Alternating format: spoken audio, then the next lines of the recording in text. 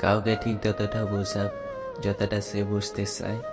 কারণ একটা বালতি ভরে যাওয়ার পর তাতে জল ঢাললে জলটা পরে নষ্ট হবে। সৌন্দর্য নয়, মায়া আটকে যার নামই ভালোবাসা। আপনাকে নিয়ে কে কী ভাবছে সেসব ভাবার দরকার নেই। নিজেকে নিয়ে ভাবুন, দেখবেন প্রতিষ্ঠিত হতে পারলে অপছন্দ করা মানুষরাও ছুটে এসে বুকে জড়িয়ে ধরবে। মানুষ চিনতে হলে মানুষের খুব কাছে যেতে হয়, কারণ দূর থেকে তো চাঁদও সুন্দর লাগে। বাস্তবতা এতে কঠিন যে কখনো কখনো বুকের ভিতর গড়ে তোলা বিন্দু বিন্দু ভালোবাসা অসহায় হয়ে পড়ে। সমালোচনা করা যতটা সহজ, কারো অবস্থানে গিয়ে তার কষ্টগুলো অনুভব করা ততটাই কঠিন।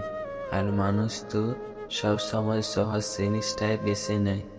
কিছু মানুষ তখনই আপনাকে মিস করবে যখন আপনার মতো দ্বিতীয় কাউকে খুঁজে পাবে না। সহজে পেয়ে গেলে মানুষ এরাকেও পয়লা ভাবে, আর আমরা তো মানুষ। মানুষের শরীরে সবচেয়ে সুন্দর অংশ হলো নিজের মন। সেটা যদি নোংরা হয় তবে সুন্দর চেহারা দিয়ে কী হবে? সোনা রাখার জন্য লকার পাওয়া যায়, টাকা রাখার জন্য ব্যাংক পাওয়া যায়, কিন্তু এই জগতে কথা দিয়ে কথা রাখবে এমন মানুষ একটাও পাওয়া যায় না। সব কথার জবাব দিতে নেই, কিছু কথা সময়ের জন্য রেখে দিতে হয়। লোকে তোমার প্রশংসা করলে খুশি হইও না, লোকে তোমায় নিন্দা করলেও দুঃখ পেও না, কারণ লোকের কথা কয়লা কখনো শোনা হয় না। টাকা না থাকলে আপনার কোথাও দাম নেই।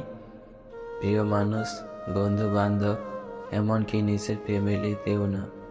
চুপ থাকার সবচেয়ে বড় সুবিধা হলো জবাবটা আপনার হয়ে কেউ না কেউ দিয়েই দেয়, হয় মানুষ নয়তো সময়।